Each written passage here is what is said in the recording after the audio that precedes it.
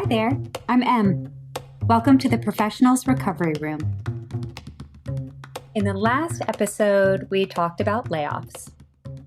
And I hope that if you've recently been laid off, that you're able to take some of that in, and especially continuing to give yourself some space to pause, to breathe, and to really reset. Well, this week, we're shifting gears a bit, and we're going from, okay, it happened, to now what?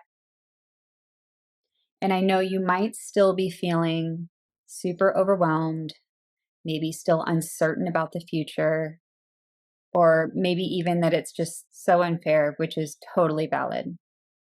But I want to remind you that it's also full of opportunities. You just need to keep moving forward and know how to move through it. Also, remember, layoffs say more about the company and the company restructuring than your value. This was not something that is individual to you, especially if you are part of a mass layoff. It had nothing to do with your value. And there are many super talented professionals that are walking that same path right now. That said, there's also many talented people in that situation that are finding roles, so don't forget that either. So, okay, if you've been laid off, make sure you're using this time intentionally. You don't have to be hyperproductive. You don't have to fill every second with the job search. And honestly, that's probably going to be a bit unhealthy if you do that. So use this time for some growth, but also don't forget to rest and recharge in between. And something I like to recommend, and something I even do for myself when I'm having downtime, is there something that you've been wanting to do or learn, or a skill that you've wanted to sharpen and explore that you haven't had the time to because you've been busy? Or maybe there's a certification that you wanted, and maybe this, allows you that time. I highly recommend that if there is, that you look for like free or low-cost platforms. I personally, I know there's Coursera, edX, LinkedIn Learning. I know they're out there, but I love YouTube. I always know it's free. It usually always has something on there that I want to learn about. But it's up to you. And there's no need to break the bank or anything. Like I said, YouTube is fine. But you can use this time to do that. And it actually can be super beneficial as you're looking for a new job, especially if you're seeing something in job descriptions over and over that maybe you need to learn about to be able to talk to it in an interview. And another thing you can consider doing is like short-term freelancing or consulting or just a side gig. Not necessarily as a plan B, right? But just to keep you warm, to keep your energy moving, your confidence up, again, expanding your new skills. It doesn't have to be like a 6-month thing. It can be maybe it's a month-long contract.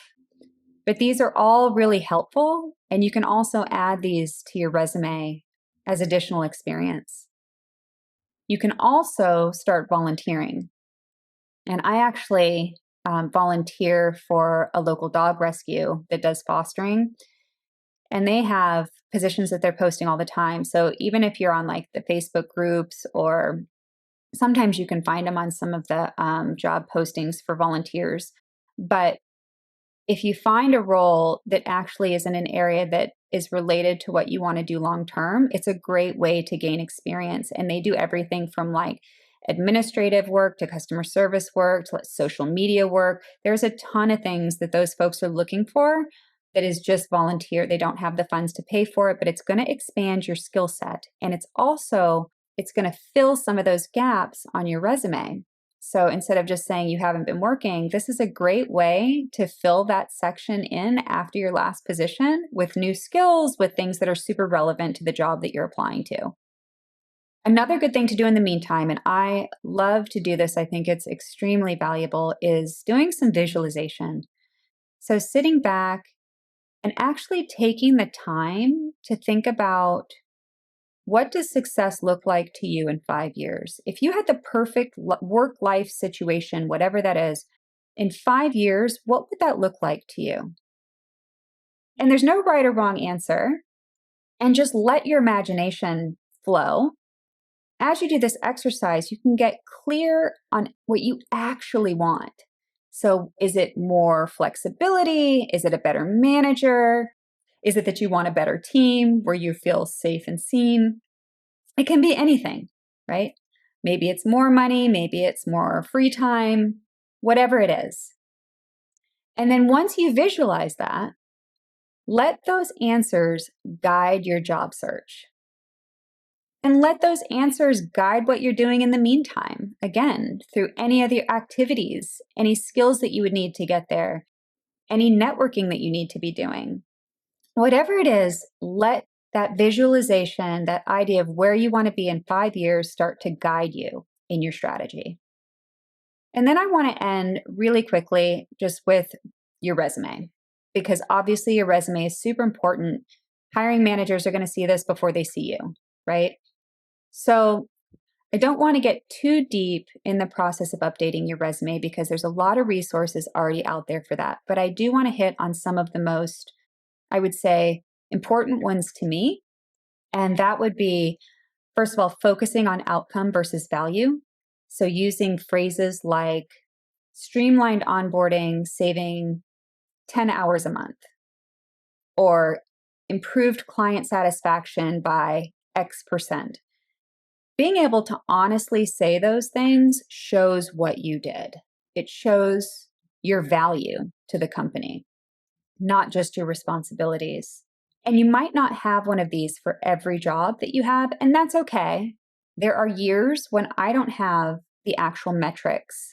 The other thing to remember is as you move into your new positions and as you keep growing in your career is to write these successes down. Anytime you have a metric, any data to support what you did, write it down. I keep a success log of all of your metrics. Sometimes when you don't have hard data, create a way to get that data. And I've done that. And I've done those mechanisms, one, to show my value to the company, but also to bring my value with me as I move through my career. And leave off any extra verbiage, any extra words. So like objective statements or irrelevant or old jobs.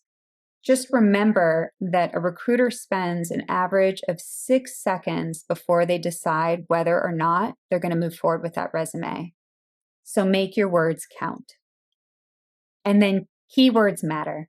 We're all hearing about these applicant tracking systems and the importance of these keywords, right? So try using the exact words from the job description where they apply to your experience, because essentially then your resume is speaking their language and it's more likely to get triggered by that applicant tracking system.